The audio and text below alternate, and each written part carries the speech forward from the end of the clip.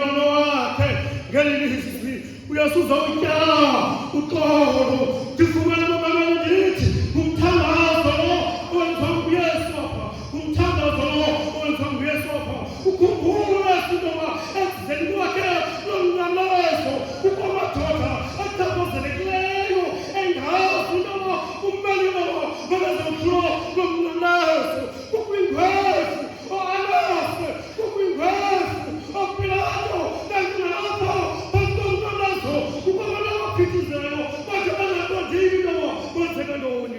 Wasikhumbula Yesu nomthandazo wayemtyele eKidroni kubafundi wakhe wathi basuke nithandaza yithini bawethu wasemazulwini siqalela izono zethu njengoba zisibona abantu basokhaya. Ukhumbula umthandazo Yesu, ukhumbula umthandazo Yesu, ukhumbula umthandazo Yesu.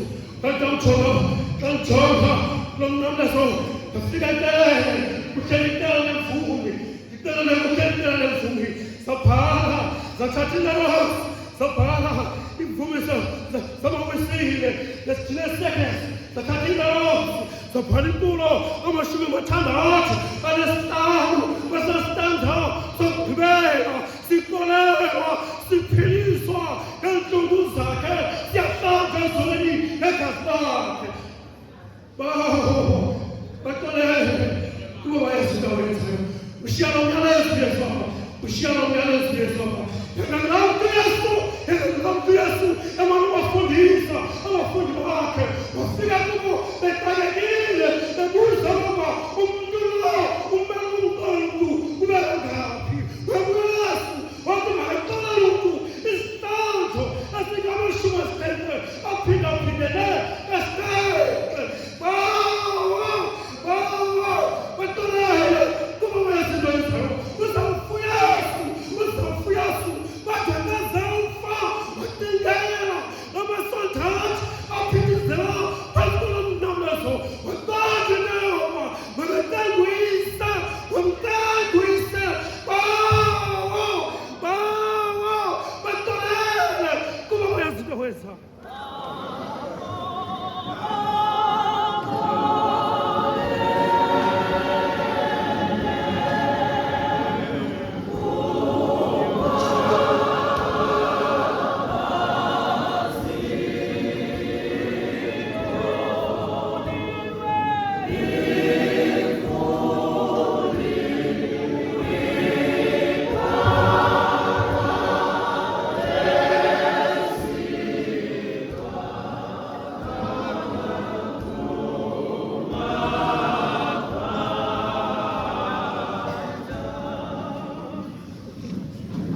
Imela ilizwi elathethwa nguYesu esemnqamlezweni, ilizwi lesibili.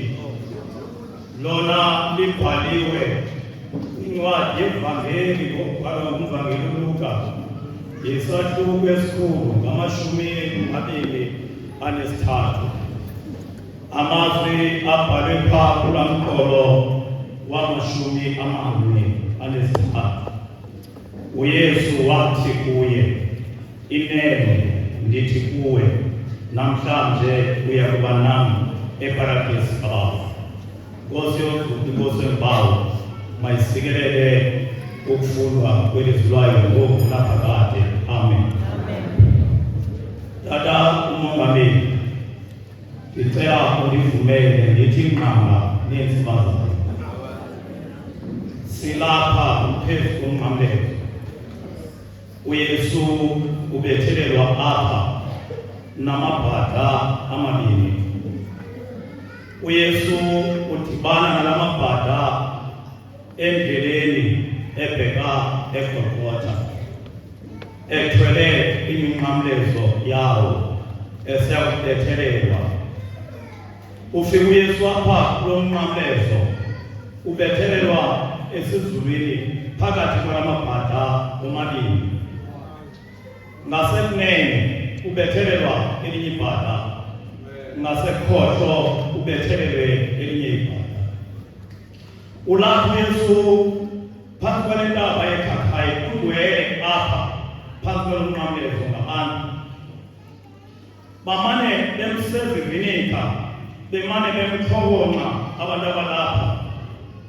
Kusithiwa kuye uqhele ukuzisindisa, okanye uqhele usindisa abantu, zisindiseke nangoku kwezi zihlanu. Lingenelela apha elibhada lesibili kwaba bantu bathethayo apha. Lenza nayo le ntetha ithi njengamaxa uqhele ukuzisindisa, zisindise nawe. kodwa umhlobo walo ebebezobethelwa kunye apha ngenxa yeziphoso zabo liyamnqanda, liyabuza into yokuba awukumoyiki na wena kusini na uThixo, ngoba thina silapha ngenxa yeziphoso zethu, kodwa lo ulapha akanatyala. Wagqiba ukuthetha la mazwi elibhada laba ngamadolo ezinyaweni kuYesu, lathi Nkosi, wakufika ebukumkanini bakho uze undikhumbule. Kwangoko yampingisa kude uYesu le nto, ngokuba phezulu uYesu ebethetha nabafundi bakhe emveni kokuba ebebanika isidlo sokugqibela. Wabesithi xa igqibobanika wathi kubo, lo ngumzimba wam, udleni ukuze nimkhumbule. Ngokudibana nala mazwi phambi kwalomnqamlezo, le ndoda icela into yokuba akufike ebumnkanini bakhe uYesu azayikhumbule. Wanika le mpendulo uYesu, inene ndithi kuwe, namhlanje ndiya kuba nawe eparadesi kaBaba.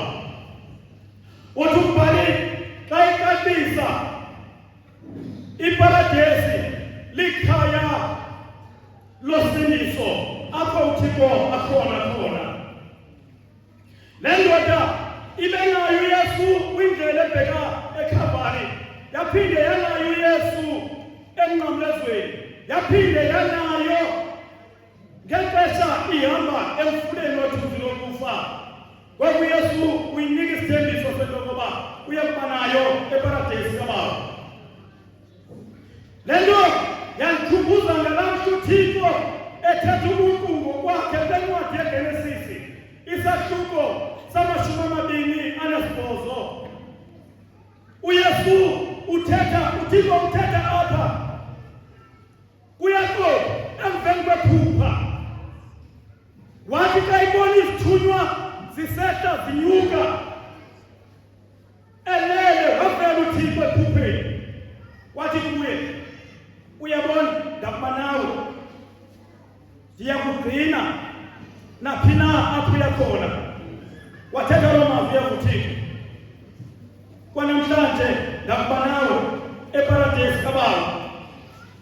Le nto yandikhumbuza amazwi athethwa kulo mbongo wama-8:8 kukwisistanza esandulela esokugqibela,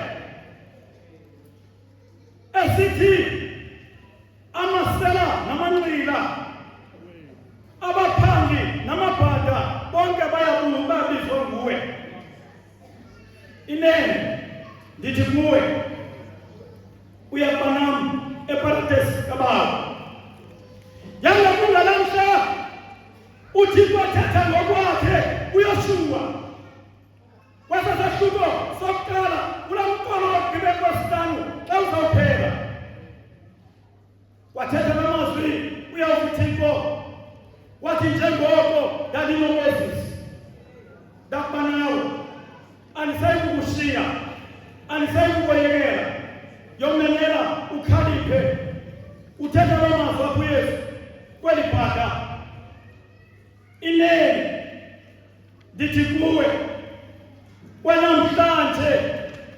kwanamhlanje ndiya kuba nawe eparadesi kaBaba uYesu Kristu Nkosi yethu. Amen.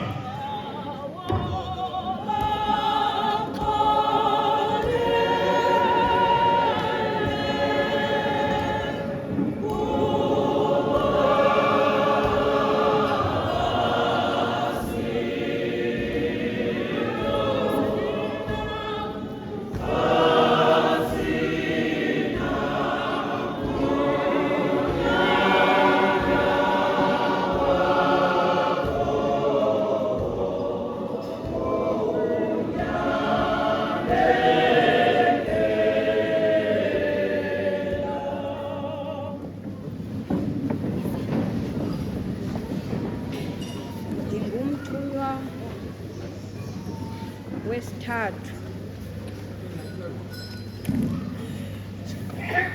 ndithunywa apha Cawe. Ngicela sivuleni izibhalo zethu kwincwadi kaYohane 19. Siza kuqala ke kumqolo wama-26. Siphele ke apha inkosi ithi masiphele khona. uYesu ngoko akumbona unina naye umfundi ebemthanda emikhona, athi kuye unina, "Mfazi, nanko unyana." Andule athi kumfundi lowo, "Nanko unyoko." Wathi kwakwelo lixa umfundi lowo wamthabatha wamsa kwikhaya lakhe.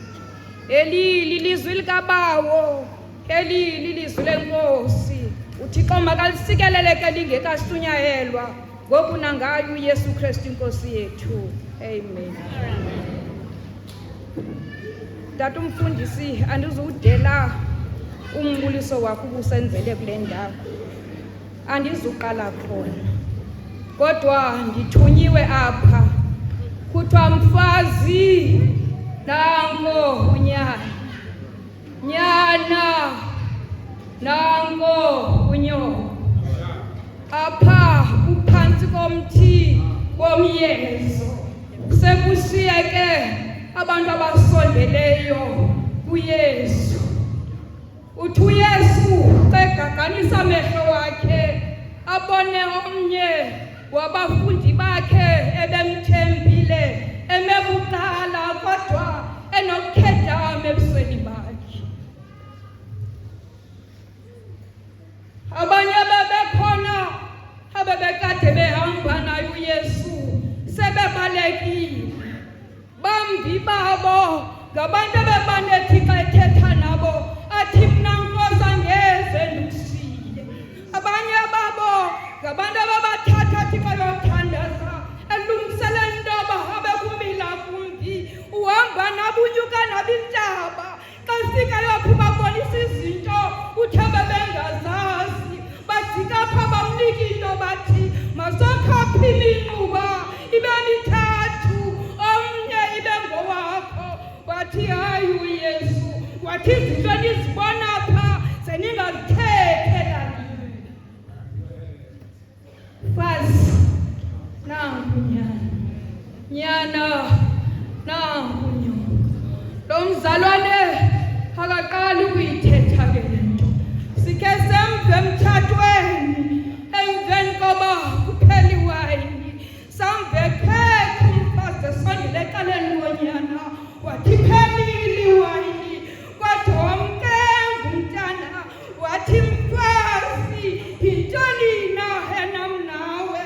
Hayi unyana asiwubona okokuba wayephendula ngokomntana ongaqeqesekanga, kodwa yayuhlobo abonisa ngalo uthando kumzali wakhe.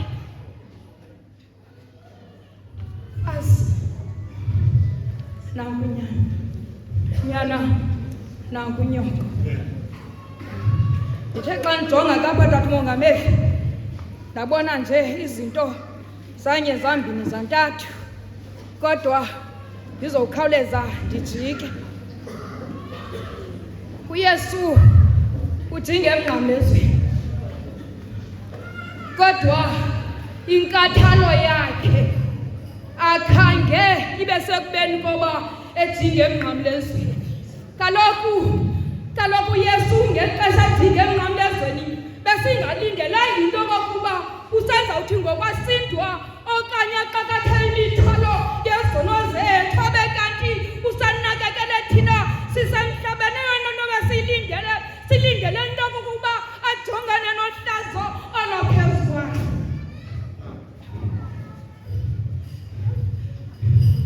Uthi uYesu wabakhangela wabona uYohane, wathi, "Yohane, thanda umama."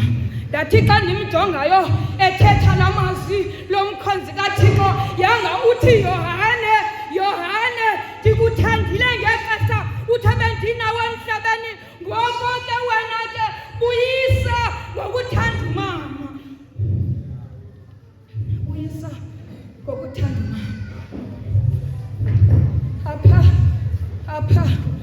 nimamele kakuhle umongameli mhlawumbi sekenzeka into yokuba kungala mzuzu bekhe kwavela into ethi Maria nowakho umphefumlo isezawutyhutyha irhele izinto ebendithe ndizawuzithetha pha zimbalwa kodwa mandiyicacise into ethi xa sithetha okanye xa sibiza uthe igama likaMariya limele uMaria limele ikawe okanye masithi xa sithetha ngegama elithi nyana limele ubuKristu eyona nto ibonakalisayo apha uYesu namhlanje uzama ukuyunayitha abantu ababangekawe ukuze bahlangane bahlale benze kaThixo intando. Jesus Christ is trying to unite himself kunye nebandla likaThixo. Uthi ke ngoku xa ndimvayo kokwamahobe okanye ngokwamhobe kwamawisile uthi bakumka uthi abazana nam usekho ebomini yena kanzawujika ndizawuyeka apha sikhangela ukhuseleko lwamanina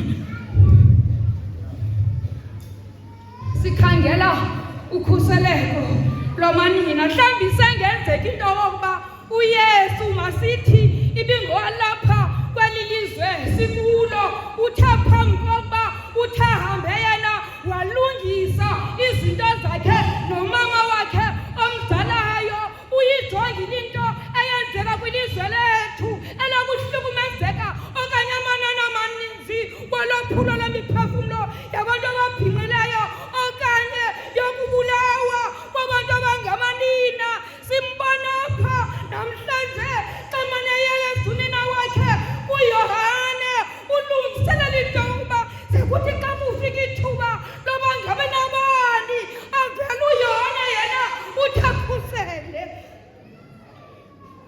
sifumana apha sikhangela oYohane tata umongameli apha sikhangela oMaria ukuze bajongwe ngoYohane asazi kamongameli noba ayisuba yimpikano nalena ngoba kaloku uYohane ibingenguye yedwa umfundi kaYesu kodwa abaninzi baye babaleka apha endleleni singayihamba indlela sonke kodwa ugqatso asifiki sonke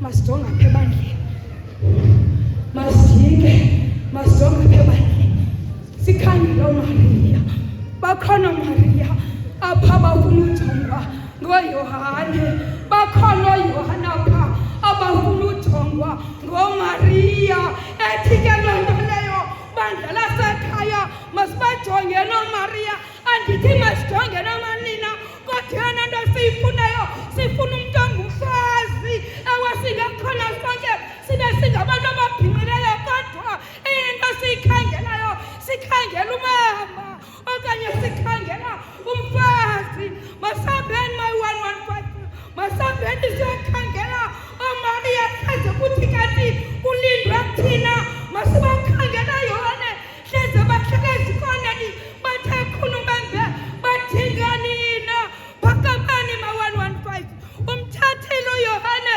uMaria wahamba naye ngoba eyakhe assignment abeyithunyiwe uyenzile futhi uyenze ngononelelo ngoba khange libazise bakunangayo uYesu Kristu Nkosi yethu.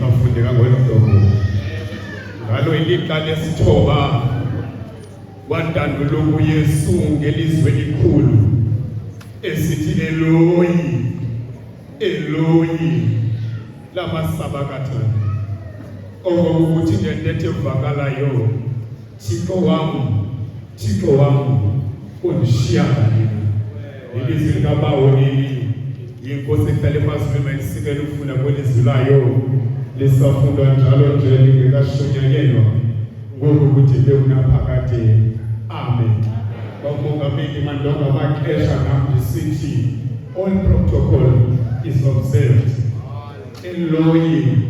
Eloyi lama sabakthani okokuthi Thixo wami undishiya nini ngizakwehla kodwa Nkosi yami ngivumeleni ngithathe le ntetha ithi ebengifumene kwenye incwadi ezabasisikhokhelo sam xa ndinika i-background yelizwi ngibamba umgomo othi feeling forsaken is not being forsaken.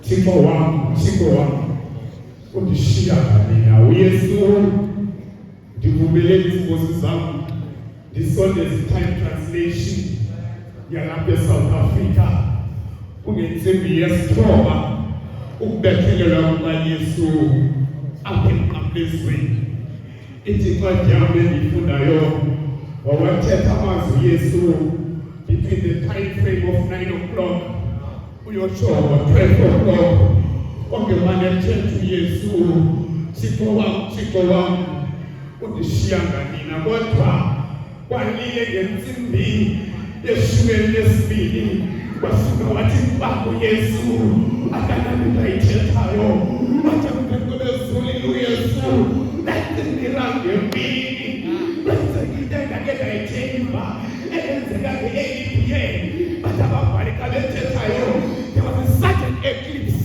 eyenzekayo apha eJerusalemu ithi incwadi endiyifundayo babaleko mama bathatha abantwana abangenisa ezindlini Thixo wami undishiya nini bathi abantu abasemasimini bakhawuleza bagwajuka Thixo wami undishiya nini ngalo lonke lo xesha uYesu uthe gwaqa uvakala imbongi yamawisile ufemta kabani icima njelanga sisimanga sanina esenzeka eJerusalem Thixo wami undishiya nini kantiithele bali izokuhlala phansi wasolwa uYesu between the period of 12 o'clock uyatsho ngo-2 o'clock engenanto ayithethayo uYesu wasuka watsala amanzi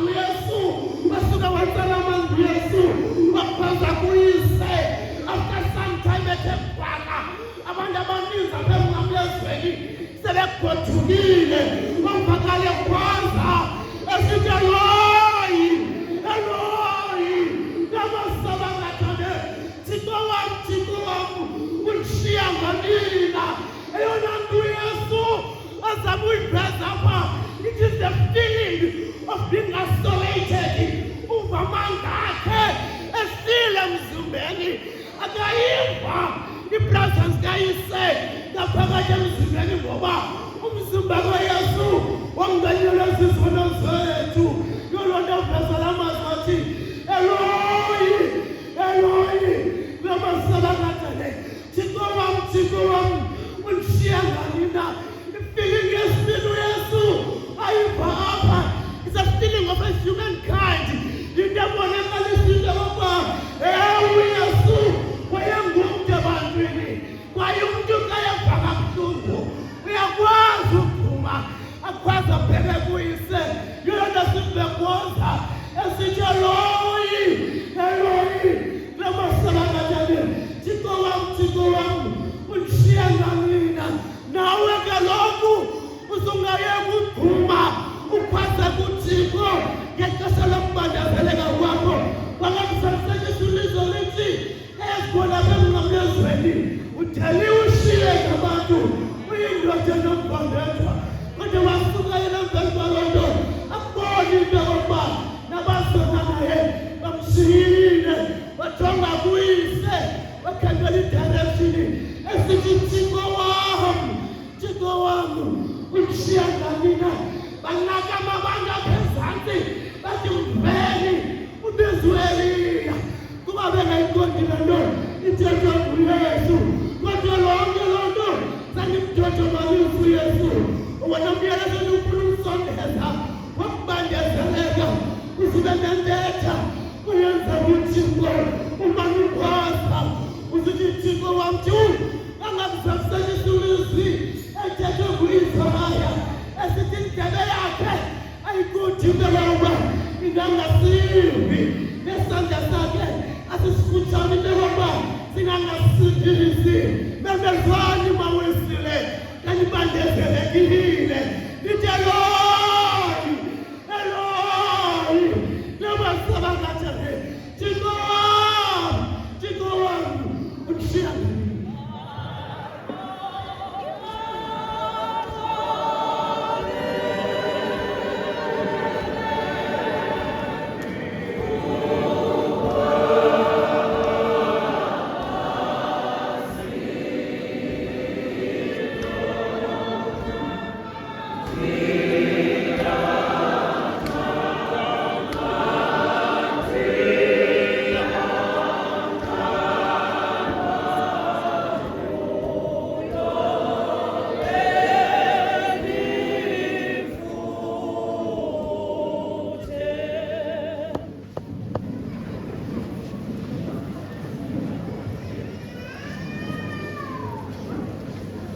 Ubawo umongameli umawesile onke amanyameyo kunye neendondo zawo molweni cawe apha ndimela ilizwi lesihlanu elathethwa nguYesu phezu komnqamlezo ilizwi elifumaneka phaa kuYohane 19 verse 28 emveni koko uYesu esazi zonke izinto zifezekile ukuze kufezekile izibhalo wathi uYesu nxaniwe eli lilizwi likaThixo uThixo mbawo uThixo hlala ezulwini makasekelele ukufunda kwezwi lakhe ngoku naphakade amen kula mazwi athethwa nguYesu phezu komnqamlezo wamongameli elizwi likhethelweyo lilo nalakhe lanzima ngaphezu kwawo wonke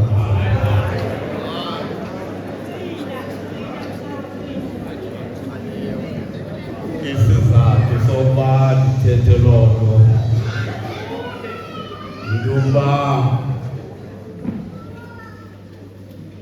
ezibipasika zihamba nilapha ngenye imini niva kusithiwa uYesu wayinxanela umphefumlo ngenye imini niphinde nive kusithiwa uYesu wayinxanelwa amanzi uqonde bona kuxabo noba loYesu uthethwa ngaye nguYesu omnyene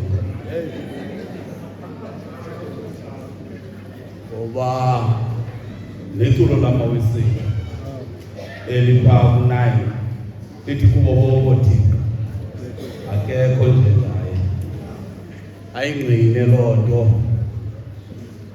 uYoshuwa athi xa igquwela umlambo iJordani athi ke nina zonyuleleni uThixo niyakumkhonza kuba mna nendlu yam ndiyakumkhonza uYehova mhlawumbi ungakucinga into yoba nabanye oothixo ababanako izibakho ibe nabo mhlawumbi babakhe babethelelwa kweyabo umnqamlezo yile nto indala uba sithi xa sifika apha singabashumayeli omnye athethe yakhe omnye athethe yakhe singathethi ntwini kodwa ndiyaqhubisa umnye uThixo endimnye uYesu.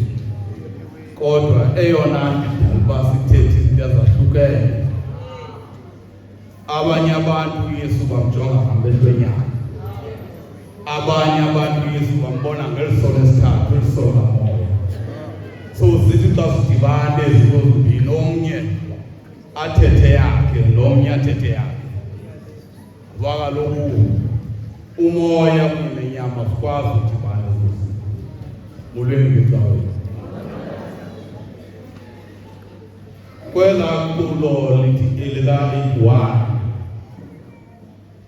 kula maculo lapha ekhaya wesile unevisi ethi uYesu wabona uluntu lonke luwesulile futhi imiphefumulo yabo iselishweni wasikwa ePesana wazothabathela kuye lonke ihlazo labo. uYesu ndivumeleni bawesile into edala uYesu makabe lapha emhlabeni ukuzohlangula thina nemiphefumulo yakhe ngomnqamlezo. Kwakungekho Pilato wayenokwazi uma phambi koYesu. Ndiyavuma uYesu webunzima phambi koPilato, kodwa wayengenakwazi uPilato umnqandela uYesu because wayengenalo.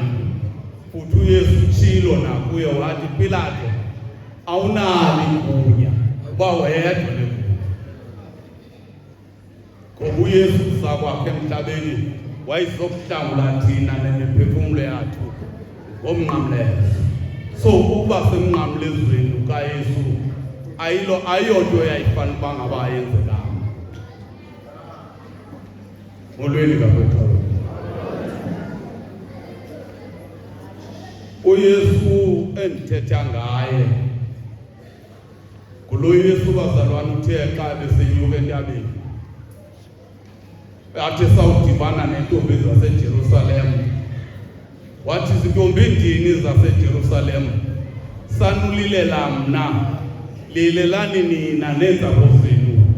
Ngoba xa kunje umthomazi ubekaphi kumthombi leyo? Uba ngaba ke siyavuma bazalwane bokuYesu umthomazi umqeqeshela kanjani? Why uzawukha amanzi uyowafaka emthini omanzi wenzani? Ukuba ngaba siyavuma okokuba inene nenyaniso uYesu unguye unyana kaThixo, kuba ukhe wathi uYesu ngenye imini xa ithetha nomnye umzalwane wakhe wathi, mna ndikunye noba. Xa esithi nomzalwane khawusibonise uyihlo, wathi ndinexesha elingakanani na mna ndikunye nawe xa kanti nangoku awukamazi uba. Ingquba kaxakapha kukujonga uYesu ngeliso lenyama nokujonga uYesu ngeliso likamoya. Xa uYesu evula umlomo kwilizwi lesibini, amabhadi awayekhagile, elinye limbona uYesu engumntu ofana nam nawe, elinye ibhadi limbona uYesu enguThixo. Eli libona uYesu efana nam nawe, lithi zikhulule ukhulule nathi. Ndiyakucingela esinobunqaniwe sizobheka mnandi siyosela. Kodwa eli limbona uYesu enguThixo lithi lona usawufika esihlalweni sakho sobukhosi uzumkhumbule. Ngoba uYesu ngoku akasazuphinda abuye. uYesu endithetha ngaye bazalwane ula Yesu kuthiwa xa kuthethwa ngaye uthi ungamazi ukuthi sakunqaba, uthi ukutya ukuthi sakulamba, uyisetha ukuthi xa sibetha ngamakho. Kulo Yesu lo ndithetha ngaye bazalwane akadingi kunikwa amanzi, akadingi kunikwa amanzi Yesu. Ngoba uYesu yena qobo lakhe ungamazi ukuthi sakunqaba. uYesu kwethetha ngaye phezu komnqamlezo uluncedo ngeli xesha phezu komnqamlezo. Akajonganga kuncedwa sithi thina bantu baphantsi komnqamlezo, uncedo nguye ngeli xesha lapha phezu komnqamlezo. Uba kuyazi loo nto uzubuze kwindoda yayinamehlo abomvu eyakhe sawuhlala uyesu ephangumeni yatho yathathazelwa ligazi likayesu oluleka amehlo ajonga phambili ngoba uyesu luncedo esenqamlezweni wayengena uthuma mntu kubantu abasezantsi komnqamlezo athi anganongikhelela amanzi ngoba uyesu ungamanzi sakunqanda uyesu luncedo ukuthi xa thina sisengxakini andithethi ngoyesu lesawungena engxakini asuke ebuyeswini bakhe abuye azothi kuthi thina abantu sinoncedwa kuye athi khani ndincede because ndinqaniwe andingelo yesu cela lo yesu yena ungamanzi esemnqamlezweni uluncedo ephezu komnqamlezo thetha lo yesu bazalwane lo yesu lo ndithetha ngaye namhlanje into yokunayo into esilethayo efika senze singakwazi umjonga uyesu umjonga uyesu umfanise nawe ukube nexesha lothi umzimba kayesu dehydrated uthethi izilweni uthi umzimba uyesu akakwazi uba dehydrated nanini nothi lo uyesu ndithetha ngayo akanaze nelinye ilanga ukube kuthiwe unomzimba odehydrated uyesu akakwazi uyesu because uyesu nguye uncedo uyesu uluncedo ngamaxesha onke akathi ke ngoku ngelinye ilanga akathi hayi madoda ngoku esitulo sam soba nguthixo ndizinika nina namhlanje mayikibe nina abazakunceda mna akanjalo wethu uyesu tekunayo amawesile umthetho awanayo le nto uthethi into asogqibenzile opposite kulaa nto beyithetha amawesile lawo because amawesile anenkonzo ekuthiwa inkonzo emithwalo endikhombe pasika apho umntu athi xa esiva ukudandatheka kowakhe umphefumlo kube kwindishi yesitya apho kuthiwe wonke umntu ova iintlungu zomphefumlo wakhe makabhale isibhilivana azosifaka apha amawusile ayenza loo nto kodwa namhlanje le nto kayisenziwa phezu komnqamlezo awayazi amawesile uba yilaa nto aqhele ukuyenza wona because bakhona abantu abamvayo uyesu phezu kwentaba bemva ngeendlebe zikamoya hayi ngeendlebe zikanyama akhawulezisa la madoda athatha isitya athatha inyongo ayigalela kwesaa sitya ayidibanisa neviniga athe emveni kobenze loo nto ayithatha isemlonyeni kayesu wafuma uyesu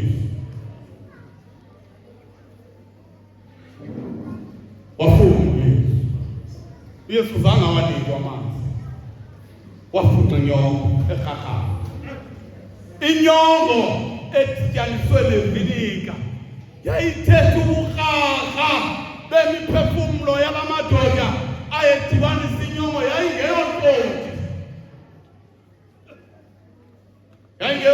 bazalwane ngoba uyesu vele eyona nto wayinqanelwe yona yimiphefumlo yenu eselishweni kulaa ngoma niyiculayo ku-81 niyicula yonke imihla emveni koko niyilibali uba benisithini imiphefumlo eselishweni into yayifuna nguyesu imiphefumlo krarha ayithatha la madoda ayinika uyesu ngeli xesha uyesu esenqamlezweni kuba uyesu wayengafuni manzi bazalwane andimazi emveni koba wafumana laa ntsika la nyongo kodwa abantu abakhoyo uyesu engawafumananga amanzi efumene inyongo ekrarhayo uyesu waqonda zifezekile izinto ebezizele emhlabeni ithi yam ibhayibhile wathetha uyesu emveni koko engawafumenanga amanzi wathetha uyesu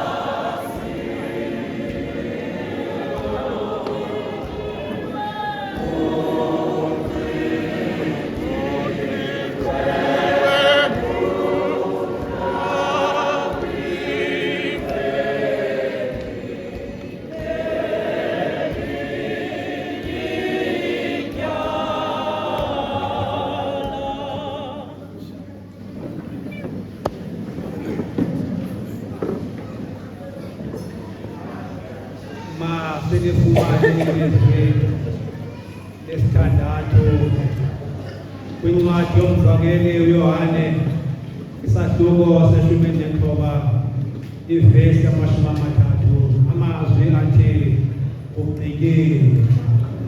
Inkosi mayisikelele ukufunda kwethu yabona phakathi. Amen. Bawo umongameli ivumele ndithi inganga nenzibazayo.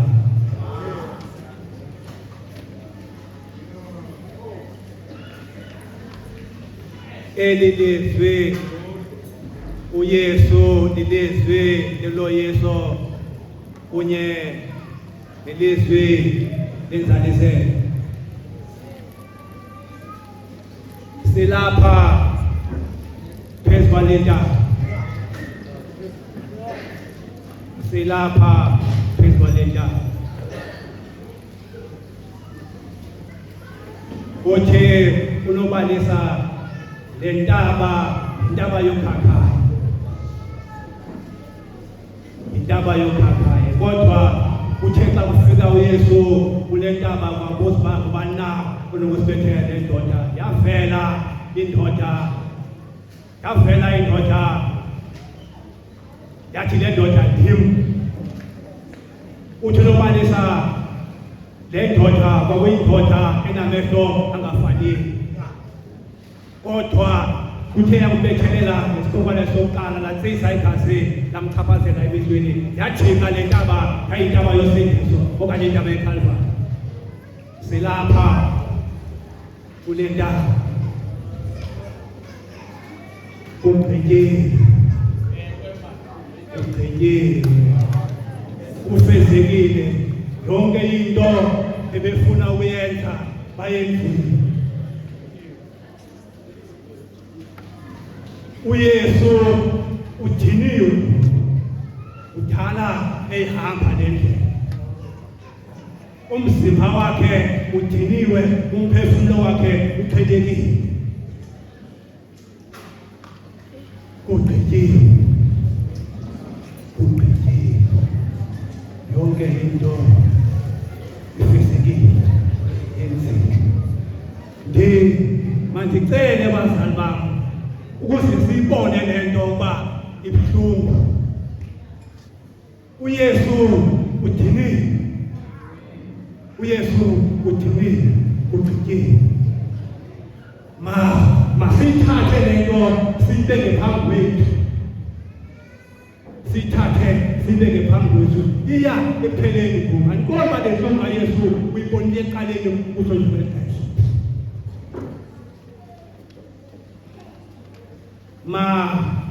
Okokuqala mandenze lo mzekelo.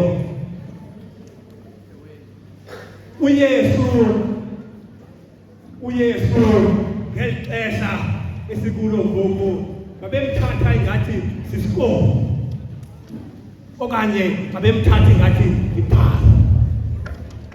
Ngoba uthi umntu wakumbosha amoshe enyanga ayobanjwa eSamora eyawuphuma usuku enyanga aphele eSamora. Simile siyadini simjongile bayamfatusha lo mntu amagazi yonke indawo. Ndifuna ukuthi sithathe le ntombi siyibeke phambi kwethu. Sithathe le ntombi abazali bethu siyibeke phambi kwethu. Kugqityile yonke into ifezekile. Uthi umbhali xa ke ithetha le nto yiyure yesithandathu. uYesu ethinga phantsi komnqamlelo. Ilanga litshone ngentsimbi yeshumi elinambili kwamnyama phezu kwalentaba. Kwamnyama phezu kwalentaba. Ngoku intsimbi yesithathu ilanga liyaphuma. Kugqityile. Wanga uYesu umpilo wakhe ngamathosi egazi.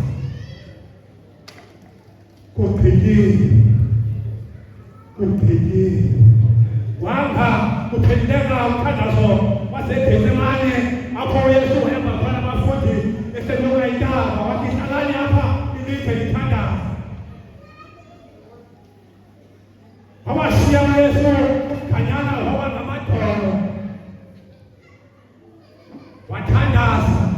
bathi mayidlule endlele kungabe kokushada kwabo kugqityiwe